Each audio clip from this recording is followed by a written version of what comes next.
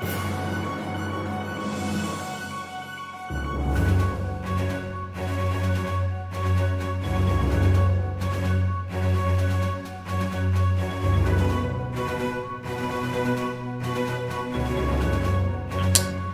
and welcome to tonight's edition of Weekly Wisdom. I'm Sophie Chan, and this is my co-host, Chami Upridi. Tonight's spotlight is focused on a terrorist organization that not many know of, but should. Still reeling from its latest terrorist attack in a market in Nigeria last week, we are here to delineate the history and discuss the future of the terrorist organization, Boko Haram. Boko Haram, a prominent terrorist group in Nigeria, appeared in the consciousness of the West for the first time in April of 2014. Yet despite the common misconception, the group is not a new arrival on the scene. Boko Haram has been a growing force in Nigeria for over a decade and has deep roots in the country's social development going back even further. The organization's main stance is anti-Westernization, and its goal is to re-implement Sharia or Islamist law throughout Nigeria.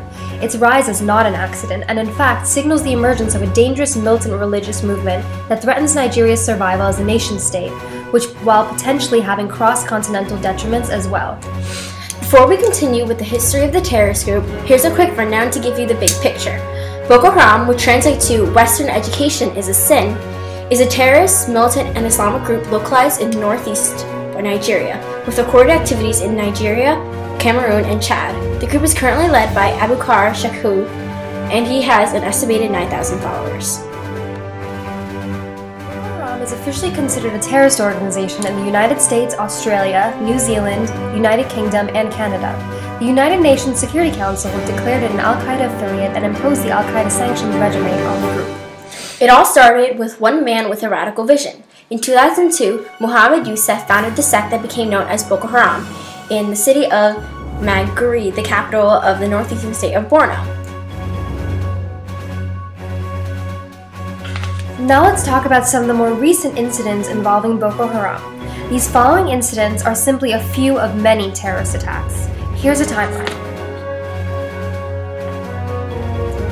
On September 7, 2010, in the state of Bauchi, 50 Boko Haram militants attacked a prison, which resulted in the death of 5 people and the release of over 700 inmates, the majority of whom joined ranks with the terrorist organization.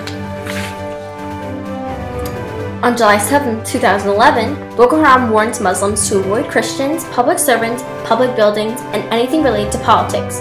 The leader of Boko Haram quoted, "This is the government that is not Islamic. Therefore, all its employees, Muslims or non-Muslims, are infidels."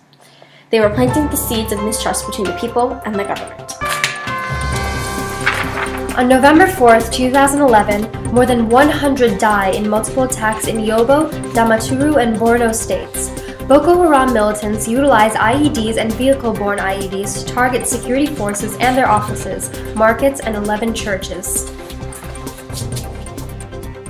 On September 17, 2013, Boko Haram gunmen dressed in military uniforms and staged a fake checkpoint near Benchek in Borno, executing travelers and burning vehicles, leaving at least 143 people dead.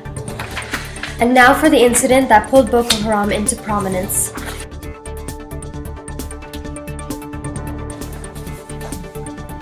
On April 14, 2014, Boko Haram militants kidnapped approximately 276 teenage girls from a boarding school in Chibok in Borno. Officials say some of the girls were able to escape, but the majority have been converted to Islam and remain in captivity.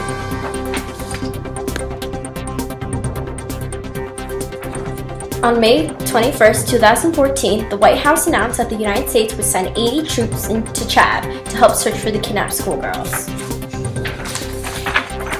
On October 16, 2014, the Nigerian government announces they've reached a ceasefire agreement with the Islamist terror group Boko Haram that includes the promised release of more than 200 kidnapped girls. November 1, 2014. In a video, the group's leader denies the Nigerian government's claim of ceasefire. Now let's take it back to just last week. On January 10, 2015, at least 20 are killed and 18 injured in Maiduguri after explosives strapped to a girl are detonated in a marketplace screening checkpoint. At least 3 are dead and 43 injured after 2 suicide bombs strapped to girls detonate in a mobile phone market in Potiskum. Boko Haram is suspected of being behind the attacks. So how did Boko Haram become so powerful? Most of their terror attacks involve the usage of human bombs. For instance, Boko Haram strapped a bomb to a 10-year-old girl and the explosion killed 20 people.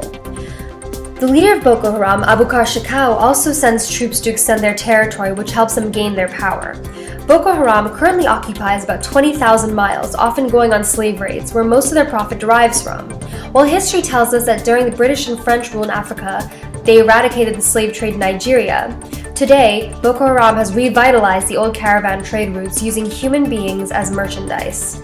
For instance, the girls kidnapped by Boko Haram in April of 2014 were either converted to Islam, married off, or sold into slavery.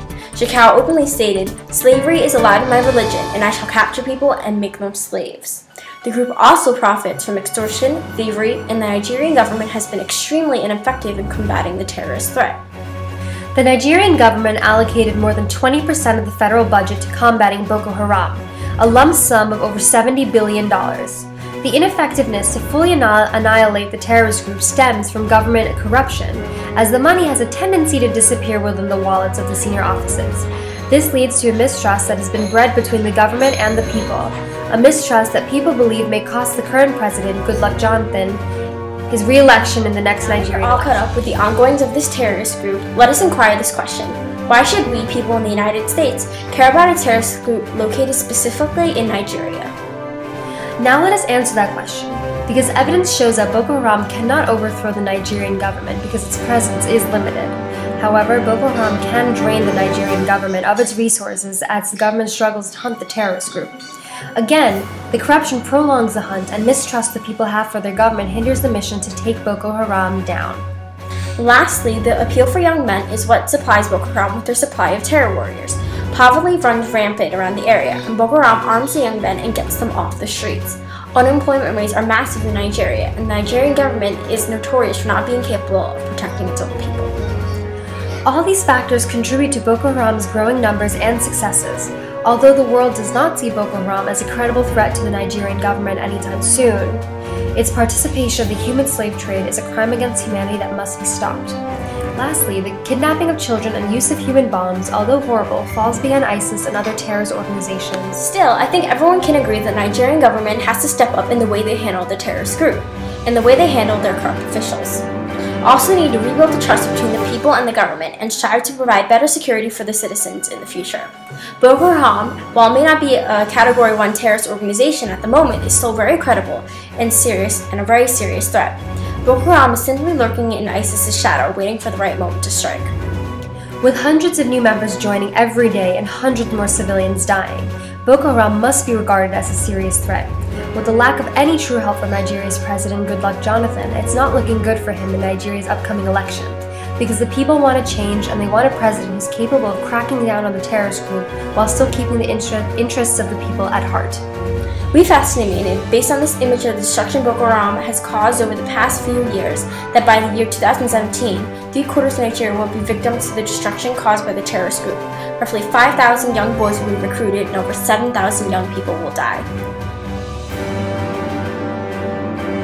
Thank you for watching CNN's Weekly Wisdom. Once again, I'm John Preddy. And I'm Sophie Chan. Enjoy your day, especially since Nigeria can't. No, there's no caught up with the terrorist group. Let us inquire. I should see Penny's video in slow motion. Good evening and welcome to tonight's segment of CNN Nightly. I'm Sophie Chan and this is John Wait, can we start again? I just not new to the scene. Boko Haram has... I'm sorry, I didn't realize it was me. Okay. Just continue. Right now? I deleted it! The first 3 seconds of 2014. Yet despite the common misconception, the group is not new to the arrival of the scene.